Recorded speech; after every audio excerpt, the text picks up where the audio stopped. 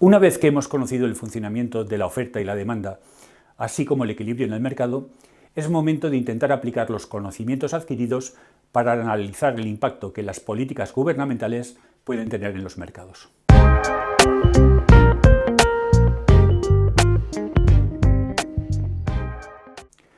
Los gobiernos pueden intervenir en los mercados de diversas formas y en diferentes grados.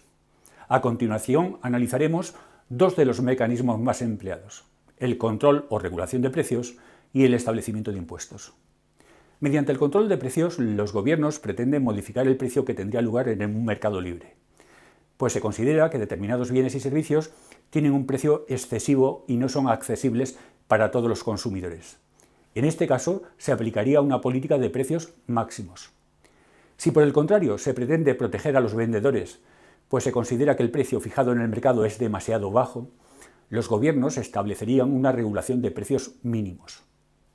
De otra parte, el establecimiento de impuestos en el mercado por parte de los gobiernos, que tiene siempre básicamente un objetivo recaudatorio, no obstante puede establecerse en ocasiones impuestos para desincentivar las transacciones de determinados bienes y servicios en el mercado, pues se considera que su consumo es perjudicial a nivel social.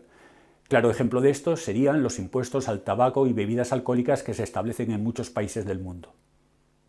Desde la antigüedad, los estados han aplicado el control de precios como una herramienta de intervención en los mercados cuando determinados productos básicos, a consecuencia de malas cosechas, guerras u otros conflictos, alcanzaban precios elevados, y ello podría desembocar en revueltas. Hace más de 4.000 años, en Babilonia, el Código de Hammurabi establecía controles de precios y salarios, y estos fueron frecuentes en la Grecia clásica y en el Imperio Romano. Uno de los controles de precios más empleados a lo largo de la historia ha sido el establecimiento de precios máximos.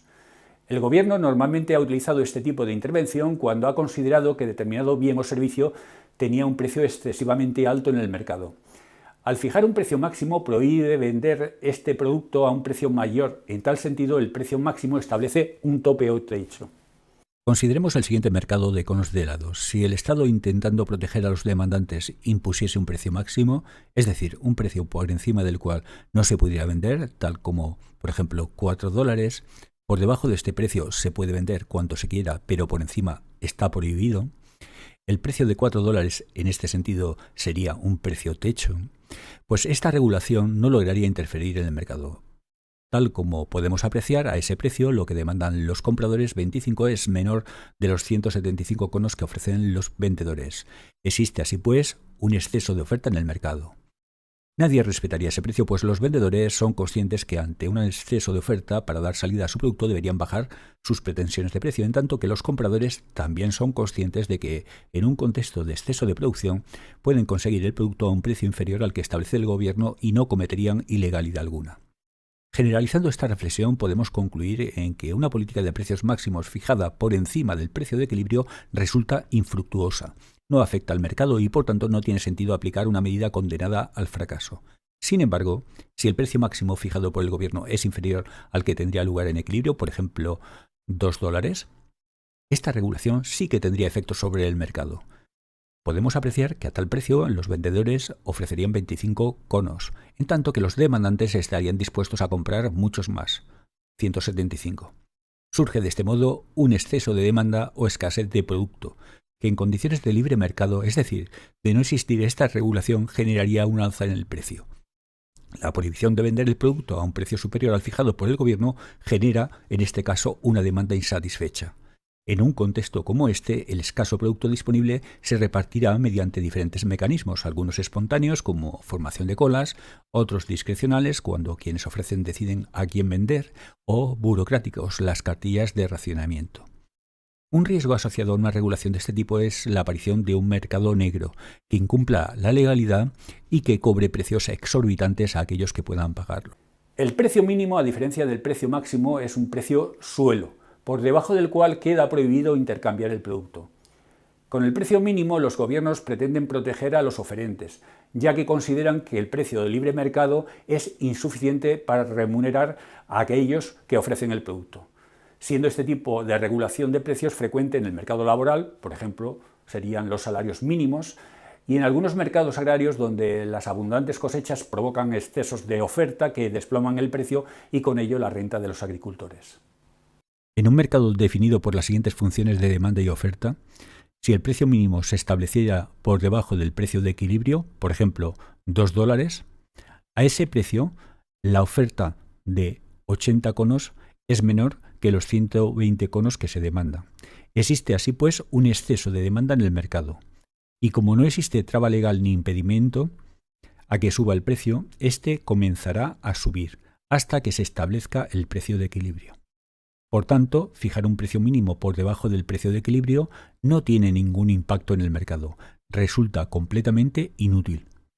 Si el precio mínimo se estableciese por encima del precio de equilibrio, por ejemplo, $4, la demanda sería 80, en tanto que la oferta sería superior, 120, generándose un excedente o exceso de oferta. Este exceso de oferta sería inevitable, dado que el precio no puede bajar por debajo del mínimo legal establecido. Aparentemente, el hecho de que exista excedente sería positivo, pues hay más producto del que se demanda, es decir, hay abundancia. Sin embargo, en términos económicos es sumamente perjudicial, pues estarán desviando factores productivos hacia la producción de bienes que la sociedad no desea en tanta medida como este, dejándose de utilizar para producir otros. Recordemos que la economía se caracteriza por contar con recursos escasos en términos relativos. El gobierno, ya sea con objetivo de recaudar fondos, que es lo más habitual, o con el fin de influir en el mercado y alterar las condiciones de precio y cantidad, penalizando el consumo de determinados artículos como el tabaco y el alcohol, puede establecer impuestos de muy variado tipo.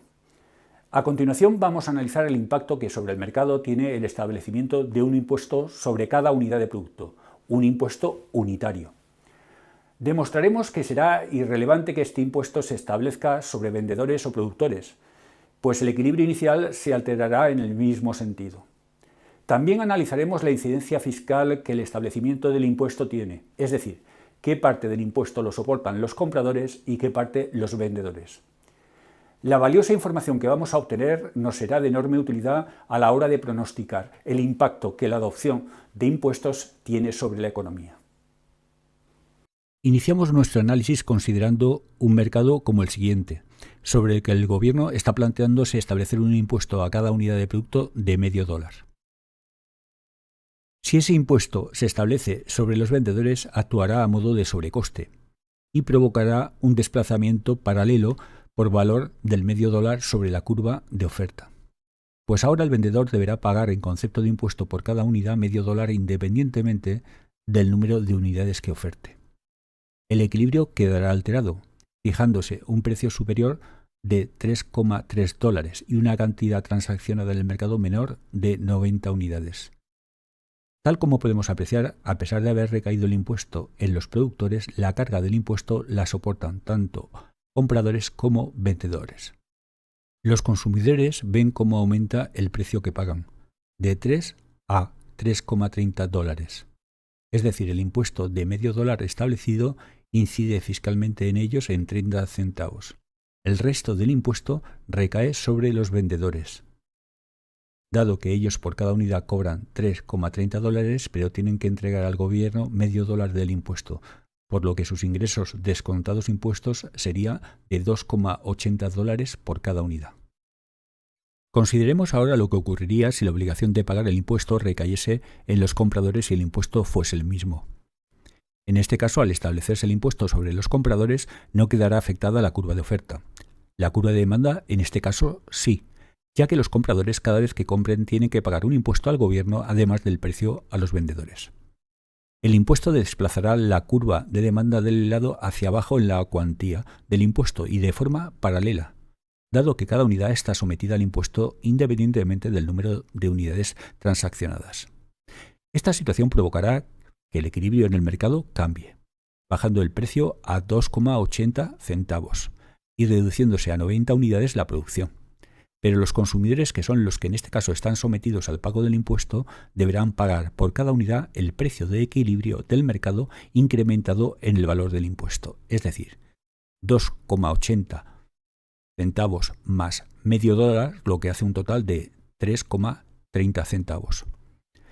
De este modo, comparando el precio que anteriormente pagaban los compradores con el que ahora pagan, llegamos a la conclusión que ellos soportan 30 centavos del impuesto.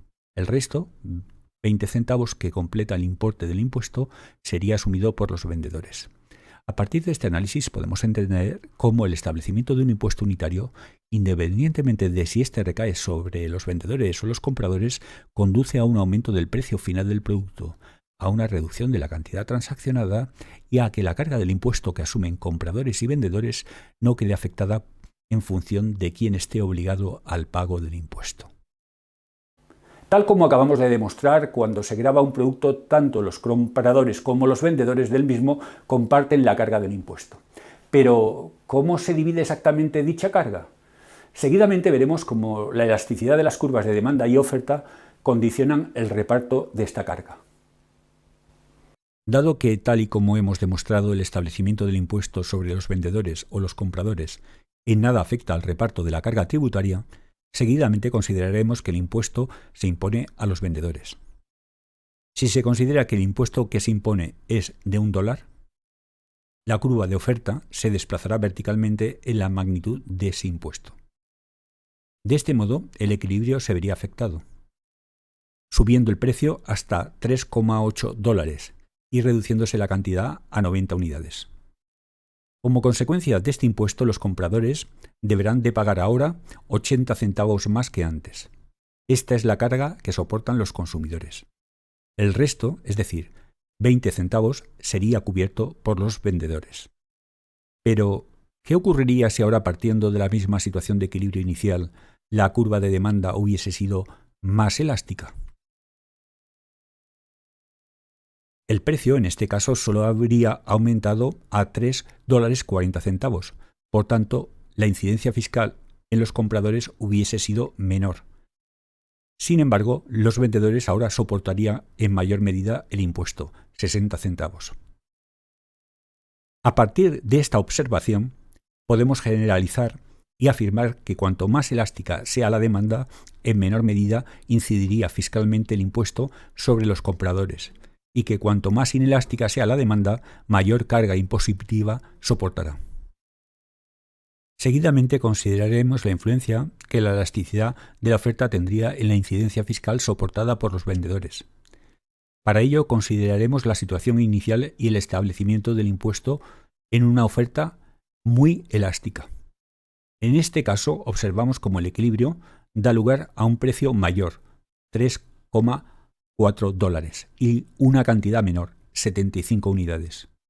Los consumidores soportan 40 centavos del impuesto, en tanto que los vendedores el resto, 60 centavos. Pero, ¿qué ocurre si sobre la situación de equilibrio inicial consideramos una curva de oferta bastante inelástica? Como la siguiente. El impuesto desplazaría verticalmente y de forma paralela la curva de oferta en la magnitud de ese impuesto, dando lugar a una nueva situación de equilibrio, donde el precio ha subido muy poco, 10 centavos, y es esa la parte del impuesto soportada por los compradores. En tanto que el resto, 90 centavos, del impuesto incide en los vendedores. El análisis por separado de la incidencia fiscal en compradores y vendedores pone en evidencia que tanto para unos como para otros la mayor elasticidad de sus curvas le permitiría liberarse en mayor medida de la carga fiscal. Por el contrario, la mayor inelasticidad de sus curvas les obligará a soportar una mayor incidencia fiscal.